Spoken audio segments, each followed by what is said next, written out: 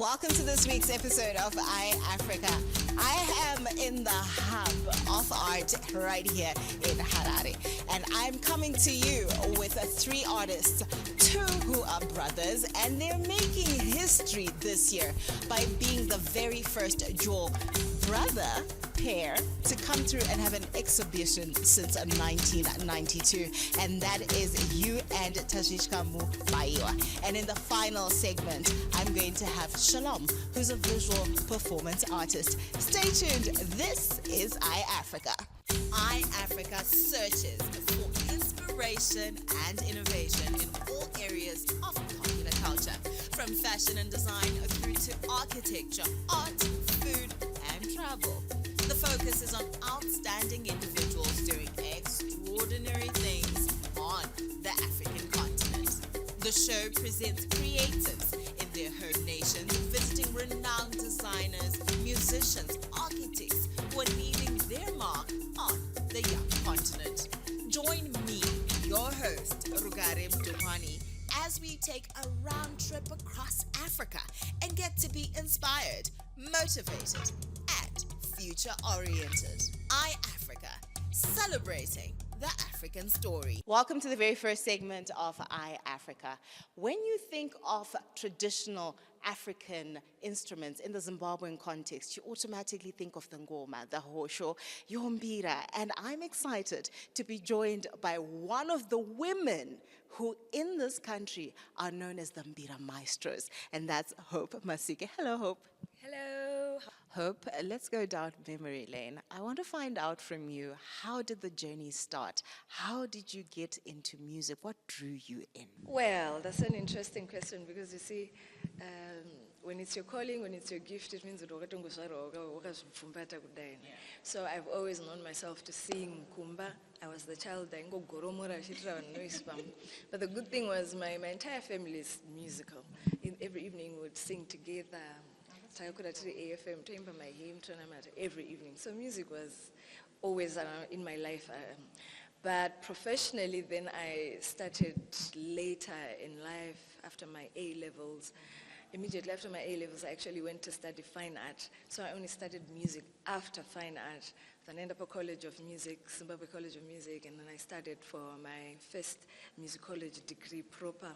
And they had a very heavy thrust an ethnomusicological thrust. So we were studying a lot of our Zimbabwean music, Mozambican music, a bit of jazz, and then the usual musicology stuff, Western music, piano, guitars, and stuff like that. That was my orientation, your Pindamo music industry professionally. And while we were still in school, I started my first band, the usual story, with your classmates. Next thing, we were playing at the book cafe on Tuesday evenings, and then from then, as they say, it was history. Girl. Yep. I absolutely love that. Now, when we're talking about that history, I've got so many questions from there. Because I'm seeing you as a girl band. Girl bands are not very easy to have, which is why I love girl bands a lot. Because you will find, if we look at guitarists in Zimbabwe, we have like a million male guitarists. If you're looking for a female one, there are very, very few. So to have a proper girl band, it's not an easy one to do. But when you do it, it's beautiful, even aesthetically, just visually, it's beautiful. And then the sound is also very feminine, warm. One day I'll do it. Once in a while, I have a trio where it's only us, three girls playing mbira, and it's really beautiful from the music, everything. Yeah. I can actually envision it as well. What led you to pick the mbira and, hold it to your heart the way that you do? And then I'll give you a cliche answer, but which is very true. I like saying the mbira chose me. Oh. So when we were at the College of Music studying, we were forced to learn all instruments, the ones you like, the ones you don't like. You had to learn them. You had to listen to all types of music, the type of music you like, the type of music you don't like. But while we were studying all these instruments, mbira was one of the instruments that came much easier for me. And I also loved mbira because like the very first person who taught me mbira was a lecturer's friend while I was still doing fine art. And he asked us why we wanted to learn mbira. And I remember expressly saying, I want to make money, but with something that is purely mine, something that my ancestors have left me. Ndio nakaka proper. I want to make money from nakaedu. So that's the other thing I loved about mbira. Whatever I then do with this instrument, it's like I'm carrying my roots with me wherever I go. And that has been a beautiful journey. Yeah, and that actually sounds beautiful. I'm inspired. As we're speaking of inspiration, you talked about your journey as you were going to school. Can you talk to the child that's watching right now who's got a passion for music, but they're like, no, but there's an importance to getting that education. Can you please speak to that child? Oh, yeah. Child. The Nelson Mandelas were not wrong when they were saying education is the key that will unlock, well, they say success, but it will unlock a lot of great opportunities for you. So whatever talent you have, whether you're musical, whether you're sporty, whether you love politics, whatever it is you love, education inongotutsira so, and it's also giving respect to the gift that God gave you. This and that, your toolbox, new things, and in this day and age where things are changing every minute, you need to keep up. So education is important. But one important thing when we talk about education, people think of the formal education, you got a desk, but education is so broad. When you sit down with your grandma and she's teaching you something, that is education. You can just go online, by YouTube, you find tutorials for just about anything and everything. You got AI to help you with anything these days. So education just means your knowledge of something, and you should always be at it. You think, and my A-levels, then it's just the beginning. You are always learning. An intelligent person knows that they don't know. You should always be learning. I know that right now in your journey, you are marrying fashion and music. I mean, look at your outfit, girl. It's giving. Let's talk about this part of your journey right now. Traditionally, what I believe, in Africa, art was, I don't think we had a word for art, let alone for fashion, for visual art, but it was within the functionality of things, it was a part of life. So we divided those things later now. Now this is fashion as a standalone, this is film as a standalone, but it's one thing. The principles are the same. You talk about composition, you talk about arrangement, you talk about color coordination, color schemes. The principles are the same. The aspects of each art form are the same. So a marrying of them really is just bringing together forces from people who are gifted differently, but we are in exactly the same realm. And when it comes to fashion, I mean, what better way to collaborate in music? A lot of musicians have been doing that for ages. It defines the brand, it defines the kind of music that you're doing, and it also opens other avenues of looking at your artwork. So I'm really having fun being in the gallery, looking at different artworks and then getting inspiration from that. What kind of a song would you write if you're looking at this, or if you're using it in a video or in a photo shoot? So recently we had this beautiful collaboration with Sabina Mtsvairo, visual artist, Nyasha Gurure, who's a photographer, and then I was wearing Sabina Mtsvairo's clothes with Nyasha taking the photos. It was amazing. Groundbreaking. I have nothing to add to that because those were such rich, wise words. I cannot top that. Thank you. This was our first segment with Hope Masike. Stay tuned. I've got the woman who came up with the concept herself, and she's definitely going to blow your mind. Africa searches for inspiration and innovation in all areas of popular culture, from fashion and design through to architecture, art, food, and travel. The focus is on outstanding individuals doing extraordinary things on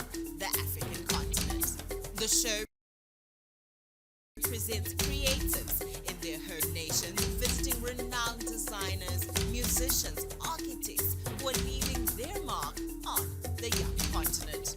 Join me, your host, Rugarem Dupani, as we take a round trip across Africa and get to be inspired, motivated, and future-oriented. Africa, celebrating the African story. Welcome to the second segment of Africa, where I'm joined by multidisciplinary artist Sabina Mochati. She has this phenomenal art piece, this phenomenal exhibition that speaks to the girl child. I've been inspired, and I know you definitely will be inspired as well. Hello, Sabina. Sabina, your exhibition has an amazing name and an amazing concept that I can't wait for you to share with the viewers. Let's start with the name of the exhibition. The exhibition was called Ndishonongorewo. I can't really describe Ndishonongorewo because, you know, in English, a lot of things get lost in translation. So probably I'll explain it in Shona. Kana muna achishonongorwa nditi anenge achipiwa respect nema in-laws ake. Like panoroorwa mukadzi achipinda mumusha mevanhu panoitwa maceremonies anoitwa, and then mangwana makusiyana nomuka kusensen zuva risati rabuda otsvaira zvivanzi zvana amwene vake achivaudza kuti ndini ndamuroora wemusha muno, and then kana apedza anoisa marara ake ari mahipi amwene vake ana amwene vemusha vanozonoisa a token of appreciation to say we welcome you into our family. Yo, I've learned. I love that background, but what inspired you to actually name the exhibition that name? I had a conversation with the curator of the National Gallery, Anansifatsa Mchemwa. She was like, you need to do work for International Women's Month. And then I was like, that's easy. And then I went home and then I was like, that's not easy. Yeah. Okay, what can I create or do that brings women from different races, from different continents together? What is it, that one act that we can all do together in different parts of the world? And then I figured, okay, Munano Chaira. Everyone has had a run with the broom at some point, whether you are young, you're old, middle-aged, saladi, chichi, at some point, you don't bata mchairo, not bata broom. So that's like across the board, right? And then I was like, but what's the most important or the most celebrated part? Yemchairo, kwatiri susu madzimai. And then I was like, okay, murora anopinda mumusha. Yes, and it's the beginning of a new journey. And it's every day Maxine is the beginning of a new day. People make prayers in the morning. So I was like, okay, I love how you have described the inspiration, but what then inspired you to turn Mutsvairo, like something that we use every day, into clothing? Is a true creative? Because I thought of Mutsvairo, right? I couldn't use a broom. Because indigenously, I see from Zimbabwe. And I wanted something that's truly Zimbabwean, something that as Zimbabweans we can identify with. So I thought, broom. Since I'm a designer and an artist as well, like a visual artist, right? Like a fine artist. But I'm passionate about fashion. An installation. Ina amweni ni varora vavo anditi saka varora, if you had seen the exhibition, they like have figures vaitonge vari kneeling, and then I was like, so the amweni has to be big, because for years she has been holding on this family together. You know, a lot has happened, you know, achingoshandisa broom. So now there's this person aruguyao, so she has a lot on her shoulder. As the head of the family, you have a lot of weight on your shoulders. So I wanted to make the dress like really big. Yeah. That is so beautiful. I know that you're going to be reinstalling it. Where are you going to be reinstalling it for those people that actually want to come and experience this for themselves? The exhibition is going to be somewhere in Avondale. I'll share details on my social media page, but I'm going to be reinstalling it next week. Yeah. You also mentioned that, you're a designer. Yes. Let's talk about that aspect of your work. How do you incorporate that? How does the art come through into your designs? I think it started when I was in college, like when I was doing like fine art. And, I just realized that a lot of people do their art on canvases, And then I was like, where can I also show my work, which is not like in a closed space? And then I was like, okay, I can design clothes and then put my artwork onto the clothes and people can move around wearing the artwork, right? So I started off by designing for like musicians, like stage. And it was an honor to have like Chonizo Marere, like my first piece. So that was like really amazing. So we'd do like a lot of paintings, we'd mix different types of fabrics, yeah. That was Sabina Muchati. And as you can see, you can turn a little thing that you use every day that you think is something minuscule, and you can turn it into an amazing, breathtaking piece of art. Stay tuned for our third and final segment where I have the photographer who was behind the visuals you were seeing. iAfrica searches for inspiration and innovation in all areas of popular culture, from fashion and design through to architecture, art, food, and travel. The focus is on outstanding individuals doing extraordinary things on the African continent. The show presents creatives in their home nations, visiting renowned designers, musicians, architects who are leaving their mark on the young continent.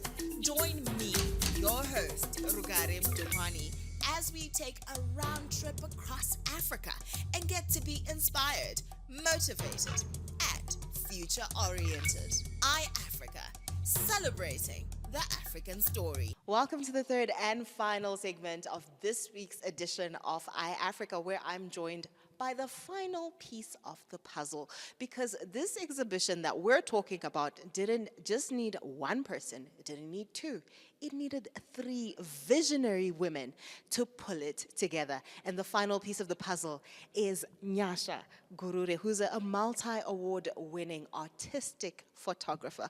Welcome to the show, Nyasha. Nyasha, for the viewer that's saying, wait, what does she mean artistic photographer? I thought as long as ndangobata my phone or a camera, I'm a photographer. Please break it down for the viewers. There's a very, very big difference between just a photographer and an artistic photographer.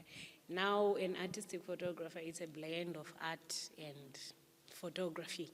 So when you are talking about photography, it's light and everything, the whole composition. But then now, if it's artistic, it means that now we are now telling a story from the image. It's not just a picture where, I know that every picture has got a story, but then when we are speaking of art, we are talking about elements compiled, even the light, the composition, everything is sending a message. That's what we say it's artistic photography. You cannot just pick a camera and just take a picture. You have to think art, think deep. That's what we call artistic photography. In your own capacity, what are you doing right now to help people understand this side of photography? Yeah, so after seeing like a lot of misunderstandings, because when I started this, like my own side is on bringing more of the African pride. I usually take melanin girls, those who are, those chocolate girls, and then I take pictures to bring back the pride of Africa, to bring back our own pride as Africans. And mostly when people were seeing all this, they would give some nasty comments about the art. People didn't understand. Like I remember the first portrait that I released, they were like, oh, that's Satanism. But then it was just pure art and a story of how someone was in more of being captured by their own mind and everything. But now I can see that people, bit by bit, they are now understanding the story. And what I now try to do, like I actually had to open an art space where I now educate people about art. It's actually a school of photography, but not only you would discover that you are not learning photography, it's actually a school where you are learning art. But I also run what I call some creative business gatherings, where I just gather creatives and just basic people so that they can at least get into our world and understand. Because honestly speaking, we live in two different worlds. What they see on something and what we see, these are two different things. And we really wish that people could understand that this is more than a picture, it's valuable, like how it's done in other countries. If they see African artworks, they can bid thousands, but here they won't understand anything. If you actually take 2,000 on an artwork, they don't understand. A few people really understand what art means. So now we are trying to run different things, different exhibitions, different gatherings, and actually trying to get the younger generation, because it seems like our parents, it's now too late, although some, they will try to understand now, but we are trying to push, especially the younger generation, so that they understand that the future is actually art. Yeah. Oh, absolutely love that. I'm inspired. Talking of inspiration, let's talk about this exhibition that you were a part of. How did you get roped in? I think that actually Hope Masike, like I've been doing different photographs for her. But then usually when we were doing our pictures, we would just compile our own things, take different elements. We would craft different things together and just come up with some artworks. But then on this one, she knew that I would be excited because it was all natural. Usually a lot of people, they call me for collaborations when they design their beautiful dresses and stuff. But I have a few that I want, like I want the natural, something that is not diluted, something that is not sprayed and too much of everything. I just want the natural. So she knew that I would be very, very interested. So then she told me, oh, there is this exhibition, so we can collaborate, get into the dress and capture something. And when I saw the dress that was made by Sabina, I was like, okay, now we are talking. This is it. And I knew that it was going to be a bomb. And it truly was a bomb. Yes, it definitely it was, yeah. When you're speaking about this exhibition, you truly captured the essence of the dress. What was the inspiration behind the lighting that you used and the setup as well? As an artistic photographer, I had to show my skill of art. I had to get into the world of the artist who actually made the dress. So I had to read about, like I had to get into her thoughts and try to really grasp what she was trying to envision and imagine. And I noticed that she was able to give us the message, but also we had to capture the message and just freeze it. So what I did was, I was thinking, because she said it's about Navamwene, Varora, our culture and stuff. And then I thought, okay, so, Kana Munuchiti, she's sweeping in the morning. It should be very early, very, very early. And so, Yes, Muskana Ayedzero. It should be early. So now the thing is, so I was now thinking, okay, so early in the morning, what do we see? Number one, there is sunrise. That is there. And number two, the thing that we see also is I think just the mood that is there is the sunrise mood. Then also I was like, okay, so who is seeing her? Because as a photographer, I should capture a picture as if I'm watching someone. So the thing that came into my mind was like, okay, I think the birds, those are the things that really see her, the birds of the air. Usually when you wake up early in the morning, you hear the birds singing. Those are the ones that are usually moving around. So I said, okay, I think I can capture this image from a bird eye view, as if I'm a bird seeing her, doing her thing. So that's why the portrait was taken from above. It was a view from the bird's eye.